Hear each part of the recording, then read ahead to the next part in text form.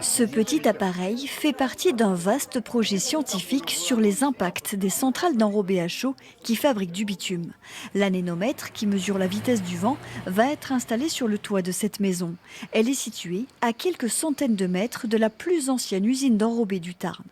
Quand les habitants vont ressentir une mauvaise odeur, une gêne, même une gêne respiratoire ou quoi, ils pourront l'écrire, le noter, et quand on croisera avec les données du vent, on pourra dire ok, la plupart des gens, ils ont par exemple des gênes respiratoires ou des mauvaises odeurs ressenties quand le vent vient de cette direction. Et après, on essaierait de voir si ça correspond à la direction de l'usine. Ces recherches sont menées en partenariat avec les citoyens du territoire, représentés par l'association au service du vivant. Tous sont inquiets, notamment pour leur santé, inquiets aussi car une nouvelle usine plus grande pourrait être installée à proximité. Ce qu'on attend, c'est des indications par rapport aux problématiques de pollution, entre autres par rapport à la circulation des camions et la centrale d'enrobés, mais pas que.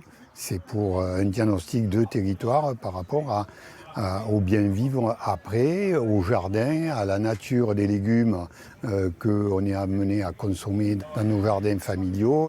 Pollution, nuisances vont donc être mesurées, mais pas seulement. Sociologues et anthropologues vont également se pencher sur ce dossier, un projet scientifique complet mené par le CNRS. Ce à quoi ça va servir, c'est à ce que les gens, les riverains, mais aussi les élus, et je l'espère les services déconcentrés de l'État, s'interrogent un petit peu sur l'habitabilité de ce territoire. Est-ce que c'est parce qu'on a une centrale d'enrobage à chaud qui est vieillissante et qui arrive à terme que l'on doit automatiquement, sans se poser de questions, la renouveler ? Cette étude va durer 18 mois. Les résultats seront portés à la connaissance de tous.